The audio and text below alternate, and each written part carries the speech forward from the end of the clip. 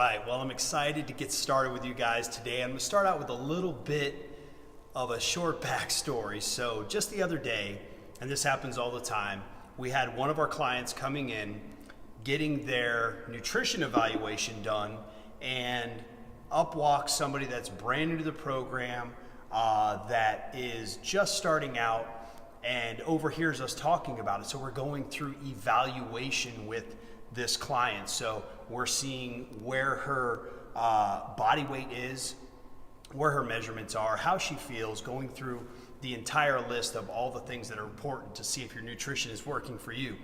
And they automatically say, I'm doing keto, it's low carb, I'm doing awesome, I feel great. And we look at it and say, okay, well, let me finish up with this specific evaluation and we'll talk about that.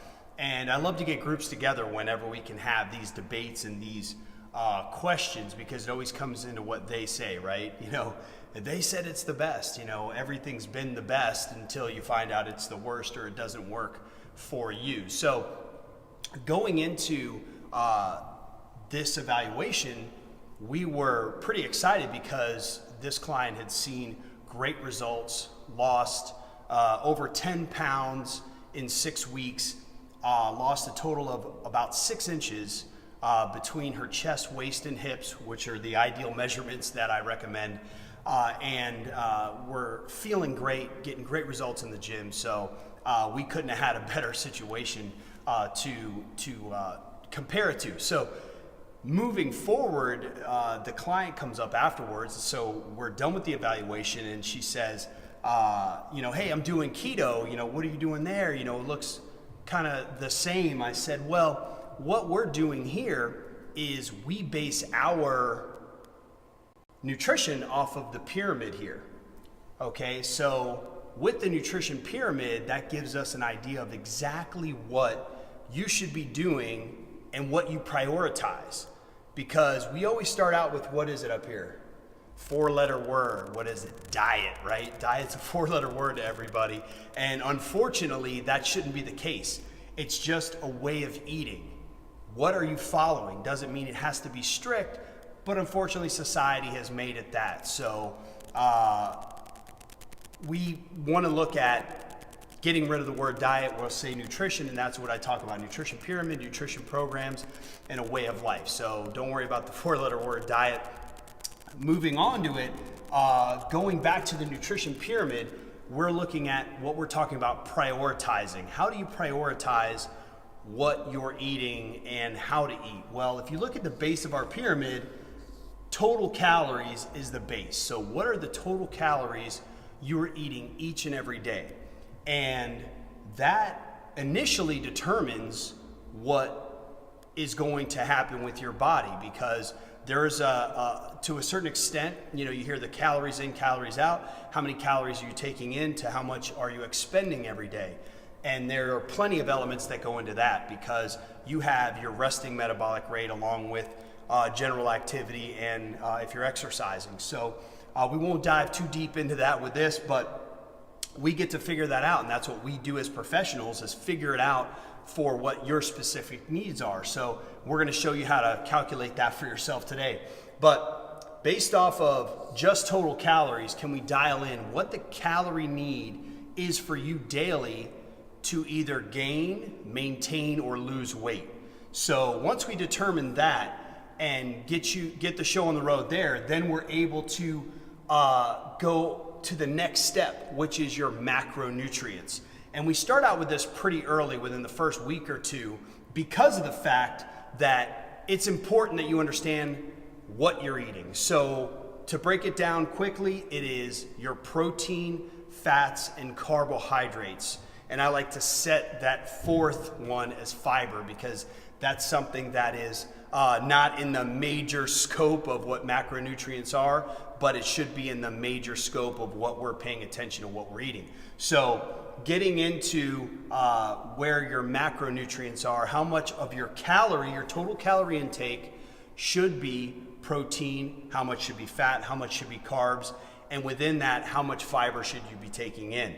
So we're going through this process, and then we see that there is the next step, seeing that above that is micronutrient. Really, what are the vitamin and mineral contents of those foods that you're eating? Because the better quality food you eat, the better result you're going to get. I always love to give this example. So if you have 50 carbohydrates to have in a meal, you could have a palm full of Skittles, or you can have a cup of sweet potatoes. So if we're looking at that, a cup of sweet potatoes has great nutrient profile, right? So it's got a lot of vitamins and minerals and fiber, a great carbohydrate source, an awesome starch to take in for anyone.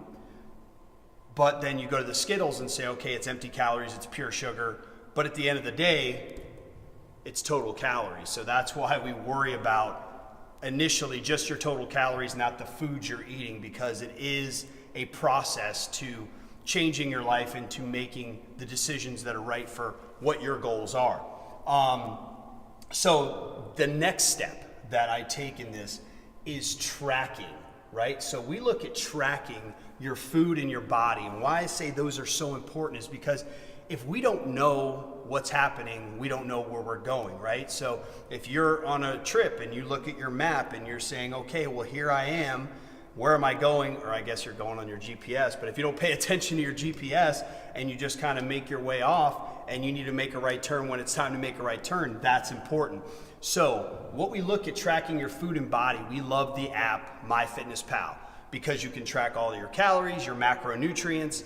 You can even track your body. What do we mean by that? There's 4 things I look at, or really 2 main: your body weight and your measurements, and 3 measurements: your chest, your waist, and your hips.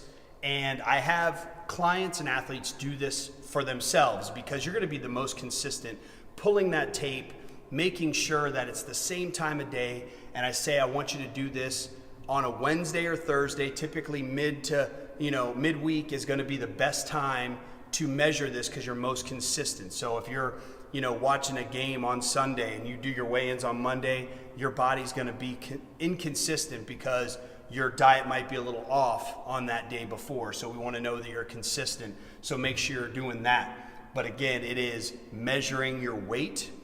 And this is as soon as you wake up, you go to the bathroom, you measure your weight, then have your tape measure ready, do your hips, waist, and chest all at the same time, the same day per week, only once a week. Stay off of the scale every single day. That is just a terrible habit to have because the scale doesn't tell you what's really happening, but your measurements accompanied by your weight will give you that information. So if you're tracking, that's important. Then we get down here to consistency. So when we look at the macronutrient profile that you're going to have that's going to be best for you, I look at saying that this is a 7-day-a-week program. It is not a 4.5 day, then Friday night to Sunday, you just put the blinders on and I'm going to eat whatever and hey, I'm eating great. But if you track that, 9 out of 10 times, you're eating more calories in 2.5 days than you did in the previous days of the week. So consistent. Now I do give my clients an open-end meal. Okay, I want you to go over your calories 1 day a week, have a meal, go bananas, do what you need to do, because as you get consistent with this and seeing the results, things are going to be changing mentally for how much do you cheat, but also how you physically feel. Because when you're eating the right amount of calories and you're getting to the weight your body should be, then all of a sudden you're going to see, wow, I feel terrible when I have these big binges. Not saying it's never going to happen. Thanksgiving and Christmas isn't going away. Super Bowl's not going away. Daytona 500, whatever your thing is, not going away. So make sure that you're staying consistent with your calories. Track them all the time. Even if you go over, if your calorie goal is 2,500 and you ate 6,000 because you had a few drinks along with beer and wings and pizza, no big deal. It's okay staying right back on the wagon because you need to be consistent to get overweight. You consistently have to overeat and consistently have to under-exercise in order to gain weight. So if we flip the script and get you consistently eating the food and the amount of calories you should be ingesting, then we're going to be able to see great results because there's no quick fix, right? Let's just get that out of there. All these, lose 20 pounds in 10 days and do this thing. There are some detox protocols that are great that help your body, but if I just tell you to not eat for half, of the 10 days, of course you're going to lose 10 pounds and then gain it right back, and probably something worse because you're not doing anything to benefit your metabolism. So that's important, and it goes to what I preach all the time is the 5 Ps. What's the 5 Ps? I'm glad you asked. Thanks for staying with us. It's proper planning prevents poor performance. So what I mean by that is if you plan properly, you won't poorly perform. And you could apply this to everything in life. So there's your free motivational focus of the day, but try applying it to everything in your life. But it's so true with this, because if your workouts, you properly plan that, hey, you're going to go to the gym from 9 to 10 and that's what you're doing, or 5 a.m. to 5:30, you're doing a workout in your living room. Great. There's proper planning. You set your alarm, you're ready to go. Well, the workouts, most people are like, oh, it's so hard, I can't do it. But that's the easiest part of all of this, because if you work out for a half hour, an hour a day, the 23 to 23 and a half hours a day, this is the hard part. Eating right? So now if you have your calories determined in your macronutrients, you know how much protein, fat, and carbs you need to eat, prep your meals. Sounds a little crazy, right? But that's where the 5 Ps come in. Because if you can prep your meals and know what you're going to eat the next day, or for that whole week, you plan lunch for the whole week, you plan dinners, you plan breakfast. It sounds like, oh, it's a lot of work to do, but literally, you take an hour or two over the weekend, you can plan it, you can get stuff cooked, you can have it portioned properly, you can weigh it out, and that's what's really, really important. So what I want to get into is what is your ratios? So I want to look at saying that we have a multiplier that we talk about for your specific body weight. And I start with a base of 10 times 10. So whatever your goal weight is times 10. So we're saying, hey, if you have a goal weight of 150, we multiply it by 10, that gives us 1,500 calories, right? Pretty simple, right? Okay, so my multipliers go up based off of physical activity. So if you're working out an hour or more a day, you have a heavy physically laboring job, you're gonna bump that up to a number 11, right? So when you're physically active all the time, you wanna go to 11, but I like to stick to 10.